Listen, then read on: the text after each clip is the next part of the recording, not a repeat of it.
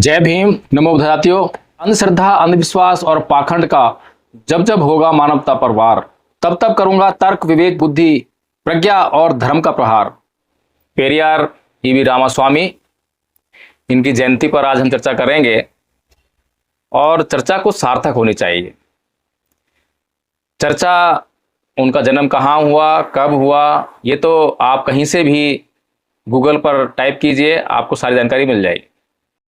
लेकिन हम जब इस वीडियो में चर्चा करने के लिए यहाँ पर एकत्रित हुए हैं, तो हमें उन बातों पर चर्चा करनी चाहिए जो आपको गूगल पे या अन्य किसी यूट्यूब वीडियो पर ना मिले, तब तो वीडियो की सार्थकता है। तो साथियों, आज बहुत ही महत्वपूर्ण मुद्दे पर हम चर्चा करने जा रहे हैं। एक ऐसी महान शख्सियत जिसके विचारों से भारत के धार्मिक समाज में बहुत ही भारी उथल पुथल और विचलन देखने को मिलता है। साथियों, इससे पहले कि हम चर्चा को आगे बढ़ाएं, मेरा आपसे निवेदन है कि आप इस चैनल को सब्सक्राइब कर दें और इस वीडियो को लाइक करें। इस पर कमेंट करके जो सवाल आपसे पूछे जाएं, उन सवालों का आप जवाब दें और इस वीडियो को शेयर करना बिल्कुल भी ना भूलें, क्योंकि मनुवादी लोग धार्मिक अंधविश्वास और पाखंड को फैलाने के लिए उन वीडियोस को जिनमें धार्मिक अंधविश्वास और पाखंड है, अंधश्रद्धा है, उसको कई सौ ग्रुपों में सेंड करते हैं, शेयर करते हैं। तो इसलिए हम देखते हैं कि पूरे देश में अंधश्रद्धा, पाखंड और अंधविश्वास फैल रहा है। तो जिस बात का बोलबाला होगा, वो बात का असर आपको देखने को मिलेगा ही। इसलिए आपके पास भी एक टूल है, सोशल मीडिया का टूल, आप भी अपनी बातों का बोलबाला कीजिए। वो तभी संभव है जब आप इन वीडियोस को शेयर करेंगे। तो साथियों, आगे बढ़ते हैं और शुरुआत करते हैं पेरियार ईवी रामास्वामी के विचारों से। 17 सितंबर 1967 की बात है। त्रिची बस स्टैंड के सामने पेरियार ईवी रामास्वामी की मूर्ति लगाएगी और उसके नीचे कुछ शब्द लिखे गए। इस समय तक पेरियार ईवी रामास्वामी जीवित थे और जो उनकी मूर्ति के नीचे शब्द लिखे गए, वो वास्तव में किसी भी आस्तिक, किसी भी धार्मिक व्यक्ति, किसी भी धर्म को मानने वाले व्यक्ति, किसी भी अंधश्रद्धा, पाखंड और अंधविश्वास में विश्वास करने वाले व्यक्ति की आस्था को, विश्वास को ठेस जरूर पहुंचाएंगे। वे शब्द क्या थे, ये जानना बहुत जरूरी है। उनकी मूर्ति के नीचे लिखा था कि कोई भगवान नहीं है, कोई भगवान नहीं है, भगवान का अस्तित्व नहीं है। जिसने भगवान को बनाया वह मूर्ख है, जिसने भगवान का प्रचार किया वह बदमाश है, और जो भगवान की प्रार्थना करता है, भगवान से प्रार्थना करता है, वह बर्बर है, जंगली है। तो साथियों, जैसे ही ये मूर्ति लगी, तो मूर्ति के लगने के बाद ही पूरे देश में हलचल, खलबली, विशेष तौर पर हिंदुओं में, क्योंकि हिंदुओं के ईश्वर पर बहुत ही बड़ा हमला ईवी रामास्वामी पेरियार के द्वारा किया गया था। तो एक याचिकाकर्ता जिनका नाम है डॉक्टर एम देवनायगम, उन्होंने मद्रास उच्च न्यायालय में एक याचिका दायर की कि यह जो शब्द लिखे गए हैं पेरियार ईवी रामास्वामी की मूर्ति के नीचे, ये हिंदुओं की धार्मिक भावना को आहत करते हैं, इसलिए इन शब्दों को वहां से हटा देना चाहिए। और जो मैंने आपको शब्द बताए हैं, ये वहां पर तमिल भाषा में लिखे हैं। इन शब्दों का अनुवाद भी इन्हीं याचिकाकर्ता महोदय ने करके हाई कोर्ट को दिया। इस याचिका पर विचार करते हुए मद्रास हाई कोर्ट के जस्टिस एस मणिकुमार और सुब्रमण्यम प्रसाद की पीठ ने यह निर्णय दिया और निर्णय देते हुए कहा कि यदि याचिकाकर्ता को धर्म और ईश्वर के अस्तित्व पर अपने विचार व्यक्त करने के लिए संविधान के अनुच्छेद 19 के तहत संवैधानिक अधिकार है, तो फिर दूसरों को भी उससे असहमत होने का अधिकार है। यह टिप्पणी कोई मामूली टिप्पणी नहीं है और यह टिप्पणी केवल भारत के संविधान के आलोक में ही दी जा सकती है और यह टिप्पणी केवल आधुनिक युग में ही दी जा सकती है। नहीं तो संविधान के लागू होने से पहले और पुरानी व्यवस्थाओं में हमने सुकरात को जहर पीते हुए देखा है, गैलीलियो को बिना बात के सजा भुगतते हुए देखा है, और ईसाइयों ने, मुसलमानों ने, हिंदुओं ने, जितने भी धर्म को मानने वाले लोग हैं, नास्तिकों को कितने कड़े दंड दिए, कितनी यातनाएं दी, इससे इतिहास भरा पड़ा है। जैसे कि आज हम देखते हैं कि हिंदुओं की भावनाएं बात बात पर आहत हो जाती हैं।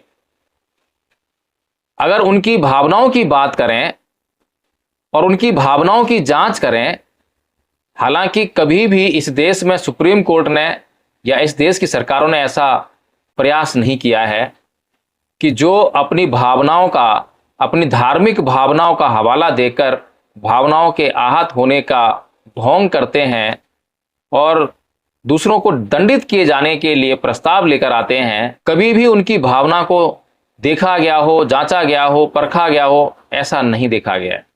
और यदि जब भी कोई ऐसी पिटीशन आए तो मैं ये समझता हूं कि सुप्रीम कोर्ट को या किसी हाई कोर्ट में पिटीशन आई है तो उस हाई कोर्ट को एक जांच जरूर बैठा देनी चाहिए उस याचिकाकर्ता की भावना पर, कि पता लगाओ कि ये जो याचिकाकर्ता है इसकी जो भावना है, क्या ये सही है, क्या ये वैज्ञानिक तर्कों पर सिद्ध होती है, क्या इसकी जांच करने पर यह सही पाई जाती है। अगर ऐसा काम भारत की सुप्रीम कोर्ट या भारत के उच्च न्यायालय करने लग जाएं तो सोचिए इस भारत में कितना बड़ा सामाजिक सुधार हो सकता है। लोगों को अंधविश्वास, पाखंड और अंधश्रद्धा से एक मुक्ति मिलने लग जाएगी। भारत को बहुत पीड़ा हो रही है, बहुत नुकसान हो रहा है, और यह नुकसान अंधविश्वास, पाखंड और अंधश्रद्धा से हो रहा है, और यह सब धर्म के नाम पर हो रहा है। और यह सब जो है, जो भारत के, दुनिया के जितने भी बुद्धिजीवी हैं, पढ़े लिखे लोग हैं, वे सब अच्छी तरह जानते हैं कि हाँ ये नुकसान हो रहा है। लेकिन समस्या वही कि देख तो रहे हैं कि ये नुकसान हो रहा है, लेकिन कोई ट्रीटमेंट क्यों नहीं करते हैं। ठीक है, आप सीधे सीधे किसी के खिलाफ नहीं बोल सकते हैं, लेकिन जब आपके पास मौका आए तब तो आप बोल सकते हैं, तब तो आप जांच कर सकते हैं। मेरे सामने खड़ा होकर कोई व्यक्ति अगर ये बोले, एक मूर्ति को हाथ में लेकर, कि इस मूर्ति में शक्ति है, ये मूर्ति मुझे सब कुछ देती है, तो मेरे पास तुरंत उस समय यह मौका उपस्थित होता है कि उसके कथन की मैं जांच करूं, उससे मैं जो है सहमति लूं, उससे पूछूं कि क्या मुझे उस मूर्ति की जांच करने की इजाजत है। इसी प्रकार जब याचिकाकर्ता अपनी याचिका को लेकर हाईकोर्ट के पास गया कि ईवी पेरियार रामास्वामी की मूर्ति के नीचे जो शब्द लिखे गए हैं वे शब्द सही नहीं हैं, वे शब्द धर्म के अनुसार नहीं हैं, तब हाईकोर्ट के पास यह मौका बनता था कि बताइए क्या शब्द लिखे हैं। तो याचिकाकर्ता ने, जैसा कि पिटीशन में लिखा है कि उसमें लिखा है कि ईश्वर नहीं है, ईश्वर नहीं है, तो हाईकोर्ट को उससे यह प्रश्न करना चाहिए था कि ठीक है, वैसे तो सामान्य तौर पर भारत के संविधान के अनुच्छेद 19 के अनुसार जिस प्रकार से याचिकाकर्ता को ईश्वर को मानने का अधिकार है, उसी प्रकार से नास्तिकों को ईश्वर को नहीं मानने का अधिकार भी है। यह बात तो बहुत सामान्य सी हो, लेकिन यहां पर एक मौका दिया जाना चाहिए था याचिकाकर्ता को कि भाई आप जो है साबित कीजिए कि ईश्वर है, साबित कीजिए कि आप जो है ईश्वर से क्या काम लेना चाहते हैं, साबित कीजिए कि इस देश के लिए जिस ईश्वर की आप बात कर रहे हैं, जिस ईश्वर में आप विश्वास की बात कर रहे हैं, जिसकी आराधना करने की बात कर रहे हैं, आप बताइए कि वो इस देश के लिए, इस देश के लोगों के लिए क्या कर सकते हैं। अगर कुछ भी कर सकते हो, इस बात की जांच अगर हाई कोर्ट या इस देश का सुप्रीम कोर्ट करने में सफल हो जाए और हाई कोर्ट, सुप्रीम कोर्ट को यह लगे कि हां ऐसा संभव है, तो मैं कहता हूं कि ईवी पेरियार रामास्वामी जी की मूर्ति को ही हटा दीजिए, हम दावा कर रहे हैं।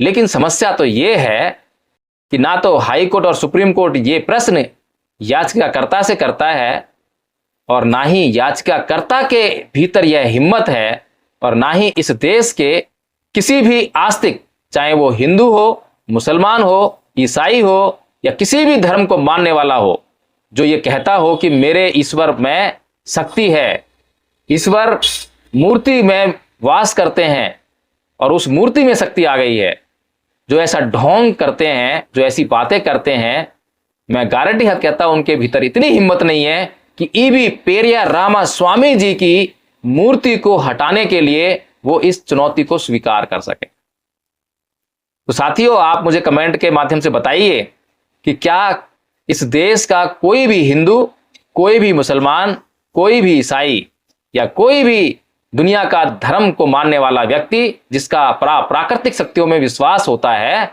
क्या वो इस चैलेंज को स्वीकार करेगा? आप मुझे कमेंट बॉक्स में लिखकर इसका उत्तर जरूर दें। अब आगे बढ़ते हैं।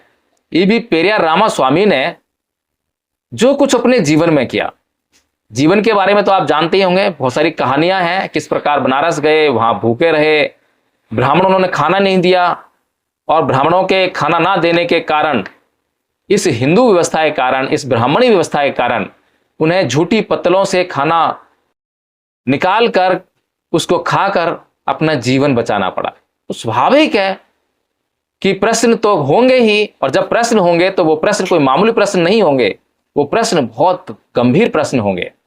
जब गंभीर प्रश्न होंगे तो उनकी जांच भी की जानी चाहिए, क्या वो प्रश्न सही है या गलत है।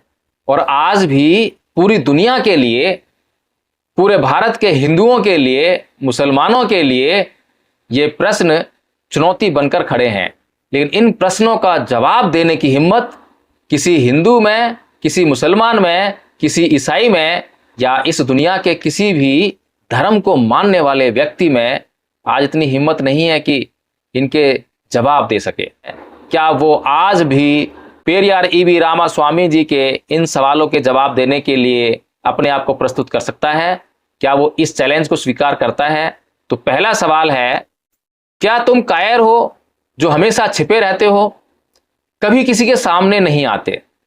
भगवान बुद्ध कहते हैं कि जो अंधविश्वासी लोग होते हैं वो ऐसे चलते रहते हैं जैसे कि एक अंधा दूसरे अंधे के पीछे चल रहा है, फिर उसके पीछे एक और अंधा चल रहा है, आगे अंधा, पीछे अंधा, बीच में अंधा।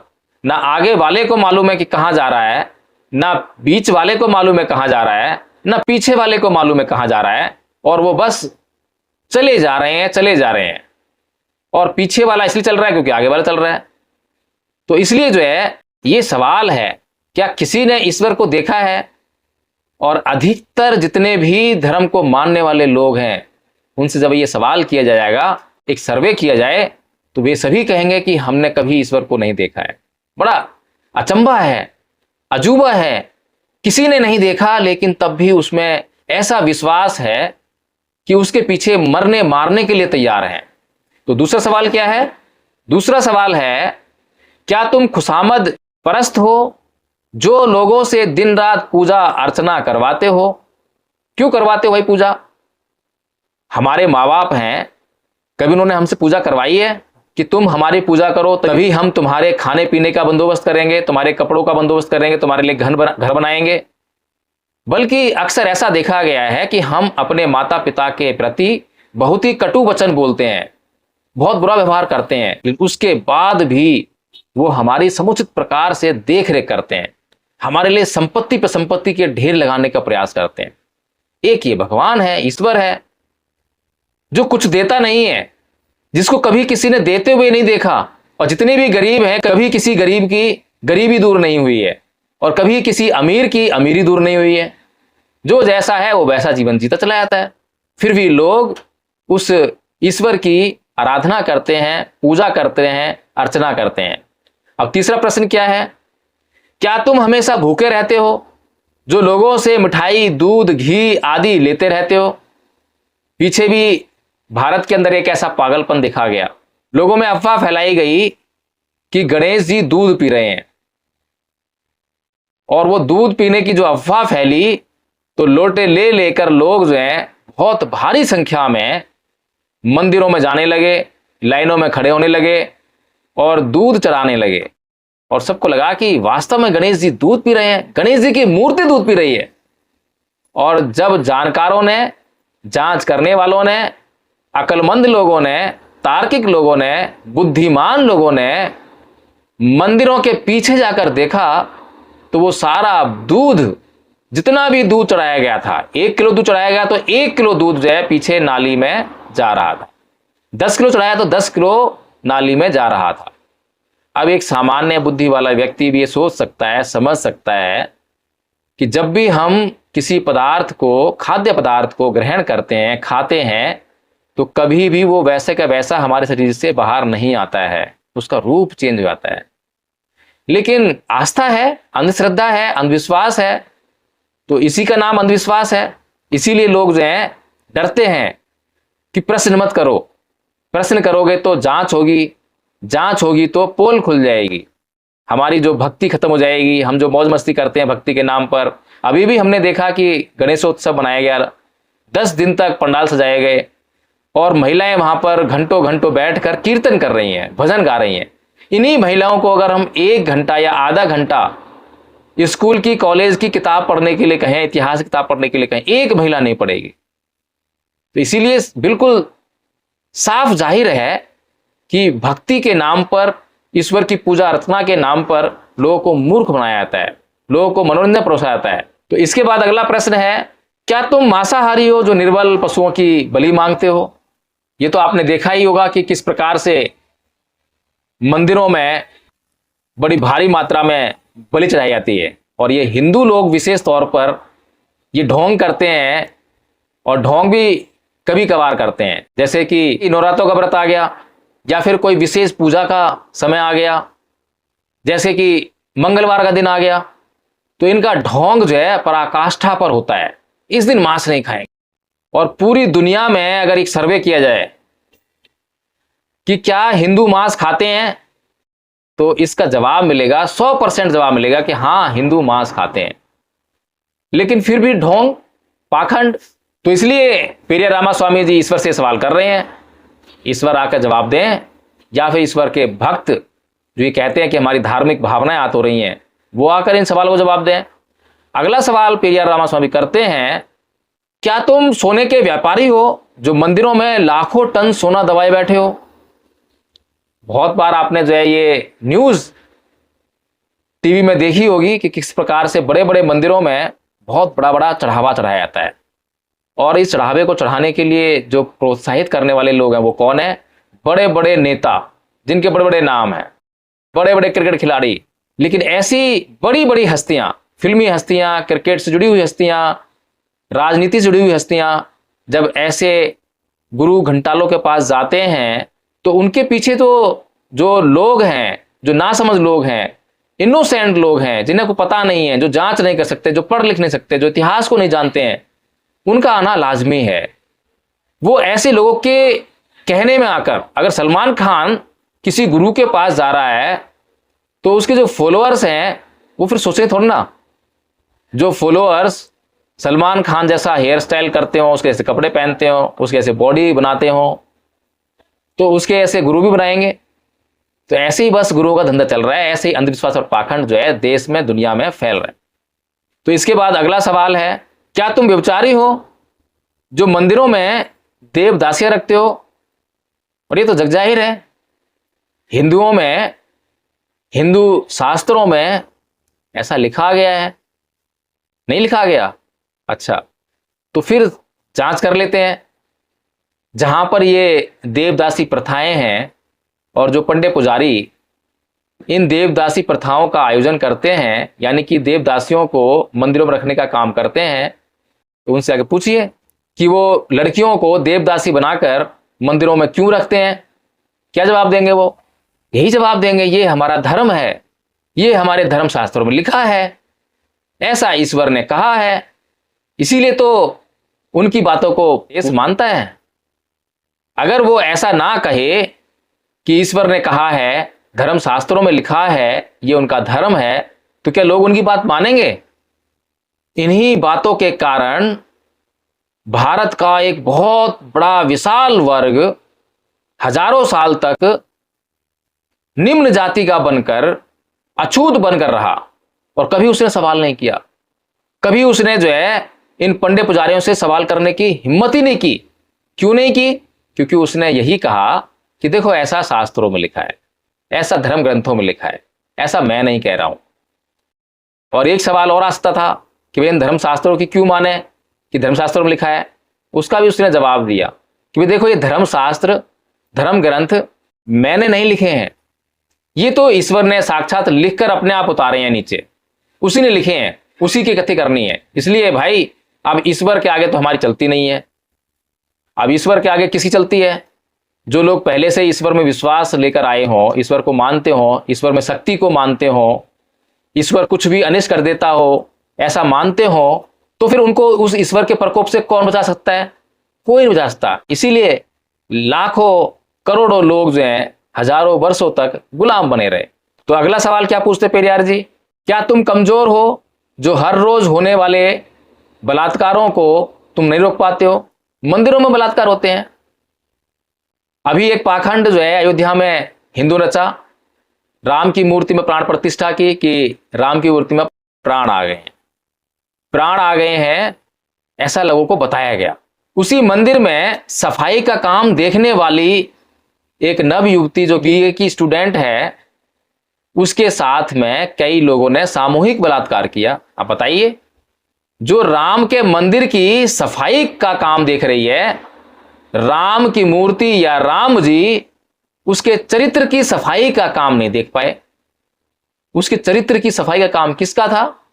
क्यों नहीं देख पाए? और एक नहीं, पता नहीं कितने बलात्कारों की घटना हमने सुनी है जो मंदिरों में की हैं। मंदिरों में नहीं की हैं, बल्कि पुजारियों ने की हैं। लेकिन धर्म के नाम पर अधर्म को मानने वाले लोग, पाखंडी लोग, अंधविश्वासी लोग, अंधश्रद्धालु लोग, उनके सामने सारे तर्क फेल हो जाते हैं। तर्क देने वाले लोगों की कमी नहीं है, समझाने वाले लोगों की कमी नहीं है, लेकिन समझने वाले लोगों की कमी है। क्योंकि लोग मूर्खता का शिकार हैं और अपनी मूर्खता को दूर करने का प्रयास भी नहीं करते। तो अगला सवाल क्या है पेरियार जी का? क्या तुम मूर्ख हो? ईश्वर को कह रहे हैं कि क्या तुम मूर्ख हो? करिए, कोई चैलेंज कर सके तो। जो विश्व के देशों में गरीबी भुखमरी के होते हुए भी अरबों रुपयों का अन्न, दूध, घी, तेल बिना खाए ही नदी नालों में बहा देते हो। अरे भाई, कोई भूखा आदमी हो तो उसे तो अपने पेट का अन्न भी बचाकर उसको खिला देने में अच्छा लगता है। अगर हमारे पास 10 रोटियां हैं और 10 रोटी मेरे परिवार के लिए हैं, 5 लोग हैं, 2-2 रोटी उनको मिलने वाली हैं, कोई अतिथि आ गया, कोई भूखा व्यक्ति आ गया, तो हम एक एक रोटी खाकर ही या उसमें से आधी आधी रोटी देकर हम उसमें संतोष कर लेंगे, अच्छा लगेगा। लेकिन अगर वो जिसको हम जो है अपनी आधी आधी रोटी दे रहे हैं और उसके पास 3-4 रोटी हो गई और वो उसे खाए ना, बल्कि वो जो है कूड़े पे फेंकाए, क्या करेंगे आप? आप शांत रहेंगे? गुस्सा नहीं आएगा? उस पर गुस्सा क्यों आएगा? और उस मूर्ति पे गुस्सा क्यों नहीं आता है जिस पर आप जो है इतना दूध चढ़ाकर आते हैं, इतना घी चढ़ाकर आते हैं, पता नहीं क्या क्या हवनों में चढ़ाते रहते हैं, और वो सारा नष्ट हो जाता है और उसके बदले ईश्वर कभी आपको कुछ देता भी नहीं है। यही सवाल तो कर रहे हैं पेरियार जी। दे कोई आस्तिक जवाब, कोई धर्म को मानने वाला जवाब। आगे पेरियार जी पूछते हैं ईश्वर से कि क्या तुम बहरे हो जो बेवजह मरते हुए आदमी, बलात्कार होती हुई मासूमों की आवाज नहीं सुन पाते हो? बहरा ही होगा। और लोग ढोंग करते हैं मंदिरों में आके घंटी बजाने का कि घंटी बजाकर जो है हम ईश्वर को, देवी देवता को जगाएंगे, वो हमारी फिर सुनेगा और हमारे लिए कुछ काम करेगा। ऐसा कोई व्यक्ति जो मंदिर में जाकर घंटी बजाकर देवता को जगाने का काम कर रहा हो, अगर उससे जुड़ी हुई किसी महिला के साथ में बलात्कार हो रहा हो, तब उससे बोला जाए कि भाई एक काम कर, मंदिर में जा और घंटी बजा, देवता जागेगा और वही इसको जो है सबक सिखाएगा, तू कुछ मत कर, मान जाएगा? कभी भी नहीं मानेगा।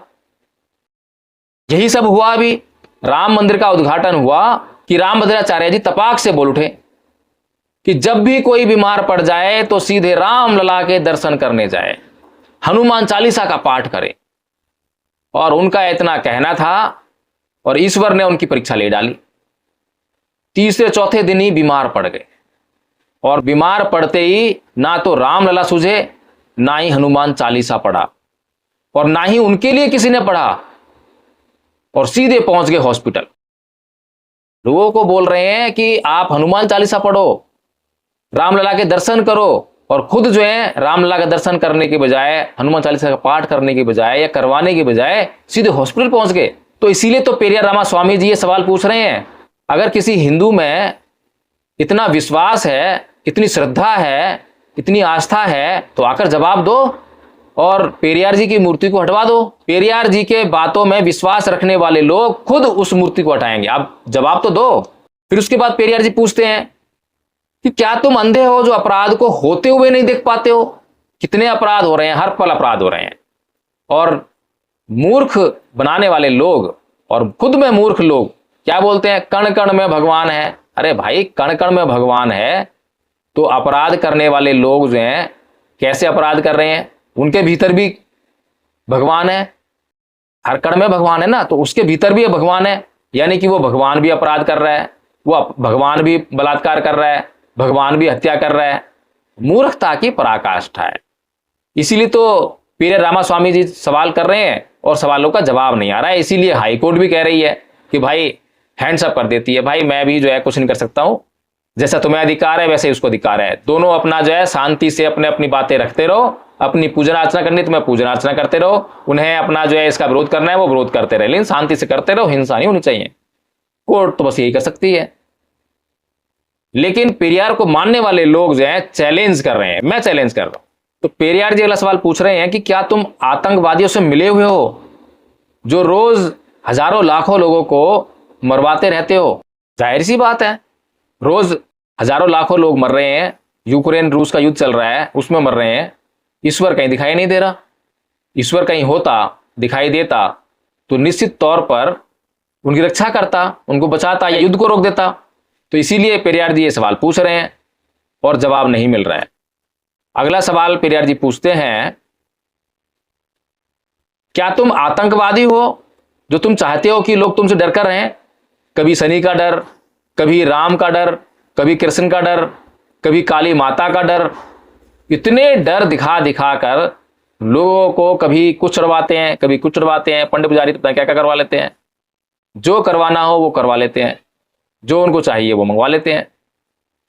इसीलिए पेरियार रामास्वामी जी इस देश के लोगों को आगाह कर रहे हैं, बता रहे हैं कि भैया या तो मेरे सवालों का जवाब दे दो, नहीं तो फिर जो है तुम सरेंडर करो, तुम छोड़ दो ये सब मानना, जो है ये पाखंड है, अंधविश्वास है। अगला सवाल पूछते हैं कि क्या तुम गूंगे हो जो लाखों करोड़ों लोग तुमसे सवाल पूछते हैं लेकिन तुम उनके सवाल को सुनते नहीं हो, ना उनके जवाब देते हो? पूछो सवाल, कोई सवाल पूछो, कोई विनती करो। तो मूर्ख बनाने वाले लोग आपको फिर से कुछ ना कुछ ऐसा बोल देंगे जिससे कि आप उनकी बातों को मानने के लिए मजबूर हो जाओ। और मजबूर इसलिए हो रहे हो क्योंकि आप मूर्ख हो, आप जो है उस विश्वास को तोड़ना नहीं चाहते हो। तो मूर्खता तो आपकी अपनी है। तो पेरियार रामास्वामी जी इसीलिए आपसे बोल रहे हैं कि भैया अपनी मूर्खता को छोड़ो और थोड़ी जांच करने का प्रयास करो। और जांच भी कोई बहुत बारीक, बहुत गहन नहीं है, बहुत मुश्किल नहीं है, बहुत आसान है। लेकिन फिर तुम आसान काम को भी ना करना चाहो तो मूर्खता के अलावा और वो क्या है? तो अगला सवाल पेरियार जी पूछते हैं कि क्या तुम भ्रष्टाचारी हो जो गरीबों को कभी कुछ नहीं देते हो? कभी किसी गरीब को कभी कुछ नहीं दिया, ये जग जाहिर है, स्पष्ट है। जबकि गरीब पशुवत काम करके कमाए गए पैसों से कतरा कतरा तुम्हारे ऊपर न्यौछावर कर देते हैं, गरीब करते हैं। अडानी अंबानी जो है उनको क्या फर्क पड़ता है, वो एक सोने का छत्र चढ़ाएं। अब उसको जो है सोने छत्र चढ़ाते हुए देख ले कोई गरीब जिसकी आस्था हो ईश्वर में, तो वो सोचेगा, प्रश्न करेगा, इसने सोने छत्र चढ़ाया तो इसे क्या मिलेगा? इसे पैसा मिलेगा, इसे पैसा मिलेगा तो मुझे भी चढ़ाना चाहिए। फिर क्या करे वो जो है, कहां से लाए सोने छत्र? ना सोने छत्र होगा ना चढ़ा पाएगा। लेकिन कभी भी वो मूर्ख आदमी ये सवाल नहीं कर पाता है कि क्या वास्तव में सोने का छत्र चढ़ाने से या सोने के आइटम्स ईश्वर को भेंट करने से कभी किसी का भला होता है, कभी कुछ को मिलता है किसी को कुछ? तो ये मूर्खता इसलिए है क्योंकि हम प्रश्न नहीं कर रहे हैं, और जो प्रश्न करता है उसकी मूर्खता हट जाती है, अंधश्रद्धा हट जाती है, पाखंड हट जाता है, अंधश्रद्धा हट जाती है। इसीलिए पेरियार रामास्वामी जी प्रश्न कर रहे हैं और आप लोगों को भी प्रश्न करने की प्रेरित कर रहे हैं। अगला और अंतिम प्रश्न वे पूछते हैं कि क्या तुम मूर्ख हो कि हम जैसे नास्तिकों को पैदा किया है, जो तुम्हें खरी खोटी सुनाते हैं और तुम्हारे अस्तित्व को ही नकारते हैं। अब ये अंतिम सवाल सबसे बड़ा सवाल है। वास्तव में वो मूर्ख होगा जो ऐसे लोगों को भी पैदा करता है जो सवाल करते हैं, उसके अस्तित्व को नकारते हैं। और पंडित पुजारी जो हैं इसमें भी कुछ ना कुछ आप लोगों को ऐसा बताएंगे कि आप लोग फिर से वही अंधविश्वास पर जाएंगे। वो कहेंगे कि ये लोग जो हैं ईश्वर के सच्चे भक्त हैं, ये ईश्वर पर सच्ची श्रद्धा रखने वाले लोग हैं। तुम तो सच्चे नहीं हो क्योंकि तुम जो है कभी ईश्वर पर सवाल नहीं करते हो। सच्चे वो हैं जो सवाल करते हो। बस इतना बताएंगे, उसके बाद आपको सवाल करने से रोकेंगे भी। तो ये आपकी मूर्खता की निशानी है। तो साथियों, इस वीडियो के माध्यम से मैं केवल इतना ही कहना चाहता हूं कि हम अपनी मूर्खता को मिटाएं, और मूर्खता को मिटाने के लिए हम गंभीर से गंभीर प्रश्न लोगों के सामने रखें, हर एक बात की जांच करें। भगवान बुद्ध ने भी कहा है कि मेरी शरण में भी आने से पहले मेरे बताए हुए मार्ग की आप अपनी बुद्धि से पूरी पूरी जांच कर लो।